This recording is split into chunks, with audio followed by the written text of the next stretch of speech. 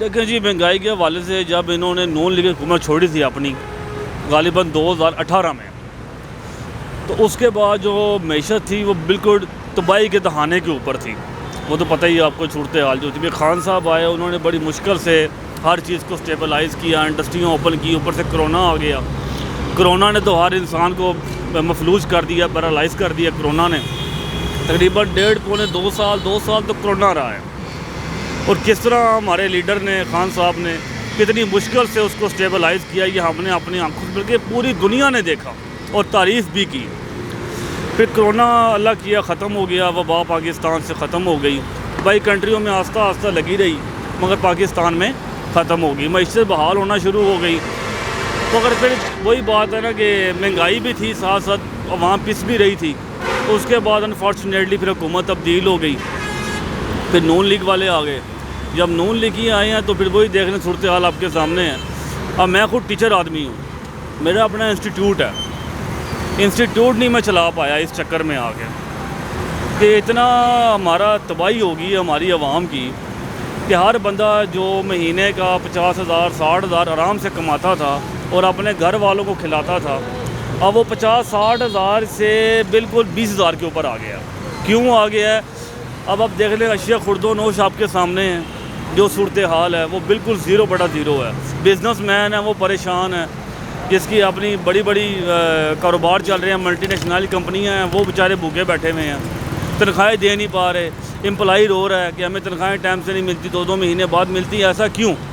अब देखिए, मैं बाइका चलाता हूँ, शौक़ से नहीं चला रहा, मैं रोड पे नहीं आया कि जगह जगह मैं आके सवारियाँ उठाऊँ और लोगों को लेके जाऊँ, छोड़ के आऊँ। कभी ज़िंदगी में ये काम नहीं किया। सिर्फ क्या है, जो ये मुल्की हालात चल रहे हैं आपके सामने, डॉलर देख लें कहाँ से कहाँ पहुँच गया है। 160, 65, 60 के ऊपर था, अब वही डॉलर 225 रुपये का हो गया। अब क्या आप समझते हैं कि या ये हुकूमत की जो हमारी मैशत है पाकिस्तान की वो बहाल हो रही है? वो तो दिवालिया निकल गया, साफ बात है। अगर आगे 10,000 भी होगा या 50 लाख भी होगा ना, वो भी कम है। उससे आप क्या ख़रीदेंगे? सुख ले सकेंगे आप? चैन ले सकेंगे? ऐसा कभी नहीं हो सकता। तो नून लीग तो कह रही है कि इसकी ज़िम्मेदार जो है वो इमरान खान साहब को ठहरा रहे हैं। यार वो तो सियासी बातें होती हैं ना।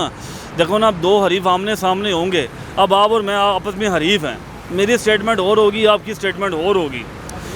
जो बंदा पढ़ा लिखा होगा ना, देखो ना, अब एक टाइटैनिक की आपने मूवी देखी होगी, जब ये जहाज़ डूब रहा था तो किस तरह बचाया, वो इस सीरीज़ हमारी पाकिस्तान में चल रही है। वो उसको बुरा भला कह रहे हैं, वो उसको बुरा भला कह रहे हैं। भाई हमारी मैशत को बचाओ, साफ बात है। हमारी आवाम को सांस तो लेने दो कम से कम। आवाम तो सांस लेते हुए घबरा रही है, उनके सांस ही बंद हो गए हैं। अब मैं अपनी पूरी स्टोरी सुना रहा हूँ ना आपको। अच्छा भला पढ़ाने वाला बंदा, एक इदारा मैंने खोला, इंस्टीट्यूट बनाया, बड़ी मुश्किल से उसको इस्टेब्लिश किया, मार्केटिंग की, मगर रिज़ल्ट 0/0। आखिरकार तंग हो गए, बाल बचड़दार बंदा हूँ, कबीलदार हूँ, मगर फिर भी तंग हो गए, मैंने ये जो है बाइक सर्विस शुरू कर दी इसी वजह से। आखिर क्यों, कब तक हम लोग मरेंगे इस तरह? हमें ये नून लीग हो गई, कोई भी पार्टी हो गई, देखो ना जी, हम तो यही चाहते हैं कि अल्लाह के फजलो करम से हुक्मरान वो आए कि जो हमारी मैशत को बहाल करे, और कम से कम जो लो तबके के लोग हैं, अमीर से अमीर तर क्यों हो रहा है, गरीब से गरीब तर क्यों हो रहा है, ऐसा क्यों है? क्वेश्चन मार्क है ना ये। हम बोलेंगे हमारा गला दुबा देंगे ये लोग कि भाई अवाम क्या स्टेटमेंट दे रही है।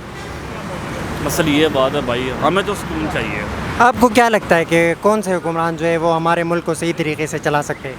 इमरान खान साहब। इमरान खान साहब के पास ऐसी पॉलिसीज़ हैं, मुझे बड़ी उम्मीद है कि वो खान साहब जब इक़्तिदार में आएंगे ना, शुरू में थोड़े मसाइल पैदा ज़रूर होंगे, मसले मसाइल भी होंगे, प्रॉब्लम्स भी आएंगी, कॉम्प्लिकेशंस भी आएंगी, मगर इंशाअल्लाह ताला मेरे अल्लाह के फजलो करम से वो महीशत को बड़ी ऊपर तक लेके जाएंगे। अब आप देख लें, FATF है, FATF जो है, कहाँ ले गए महीशत को। चलो जी, IMF के पास भी गए तो वो मजबूरी के तहत गए थे ना, तो भाई पैसा नहीं है हुकूमत के पास, वो उनकी मजबूरी थी। वो मैं नज़र भी आ रहा था कि भाई जितनी भी सरकारी इदारे हैं वो सारे हमारे टैक्स से तनख्वाहें लेते हैं, फिर हमें ही वो एडवर्टाइज़ करें, हमारे ऊपर ही शेलिंग करें, हमें हमारे ऊपर ही गोलियां बरसाएं, तो फिर हमारा कसूर क्या है? हमसे तनख्वाहें लेते हैं टैक्स के, हमारे टैक्स के ऊपर से, और उल्टा हमें ही गोलियां मार रहे हैं। ऐसा तो नहीं होना चाहिए ना। तो इंशाल्लाह खान साहब आएंगे, दोबारा हुकूमत उन्हीं की आएगी इंशाल्लाह ताला। तो नून लीग तो कह रहे हैं कि हम अपना टाइम पूरा करेंगे, इससे पहले इंतखाबात जो है वो नहीं होंगे। होंगे इंशाल्लाह, टाइम बहुत नज़दीक है, आपको नज़र भी आएगा। लॉन्ग मार्च की कॉल अगर वो नहीं मानेंगे तो लॉन्ग मार्च की कॉल आ जाएगी। हम तो खान साहब के साथ खड़े हैं और मरते दम तक खड़े रहेंगे इंशाल्लाह। वो एक बेहतरीन लीडर है, उसके बाद पॉलिसीज़ भी हैं, हर चीज़ को डिज़ाइन करना जानता है। काबीना देखने उसने कैसे मैनेज की सारी काबीना को, मैं तो मुतमईन हूँ इस खान साहब के अमल दरामद से।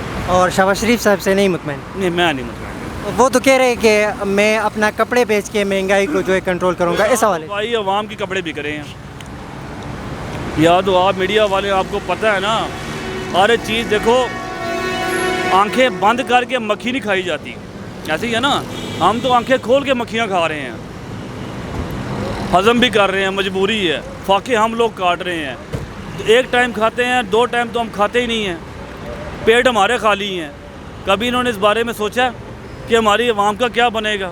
रोज़ लोग खुदकशियाँ कर रहे हैं, लोग मर रहे हैं, भूख से मर रहे हैं, बिलख रहे हैं, लोगों ने अपने आप को खुद सोजी पे लगा दी है। क्या करें, मांगने पे लोग आ गए हैं, भिखारी बन गए हैं। क्यों बन गए हैं, ऐसा क्यों है? माहौल सारा आपके सामने है, अब हमें तो कुछ कहना चाहिए नहीं ना, नज़र भी आ रहा है दिखाई दे कि हम आँखें बंद कर लेंगे तो उसका मकसद कोई नहीं है। असल ये है, इंशाअल्लाह खान साहब आएंगे अल्लाह के फजलो करम से।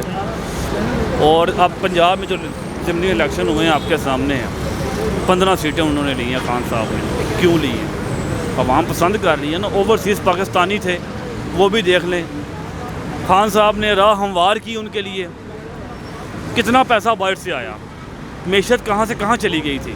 थोड़ा अर्सा ये और दे देते, चलो महंगाई थी उसमें मैं भी शामिल हूँ, आप लोग भी शामिल हैं, सारे शामिल हैं। आप भी उसी रेट पे चीनी ले रहे थे, हम भी उसी रेट पे चीनी ले रहे हैं। थोड़ा अर्सा ये देख लेते तो इंशाल्लाह सस्ता भी होता हर चीज़, और इकॉनमी हमारी बहाल भी हो जाती, हर चीज़ खुल जाती और निज़ाम ठीक हो जाता। मगर अब सब उतर पुतर हो, कुछ समझ नहीं आ रहा, हमारा दिमाग काम नहीं कर रहा, हम क्या करें। हम ये सोचते हैं अगर ऑयल का पैकेट लेके जाएंगे तो आटा कहाँ से पूरा करेंगे, आटा लेके जाएंगे तो दाल कहाँ से पूरी करेंगे, गैस कहाँ से पूरी करेंगे, बिजली के बिल कहाँ से देंगे, पेट्रोल कहाँ से निकालेंगे हम लोग। भाई बहुत मसाइल हैं, बस इंशाल्लाह खान साहब आएंगे। जी बहुत शुक्रिया। Thank you.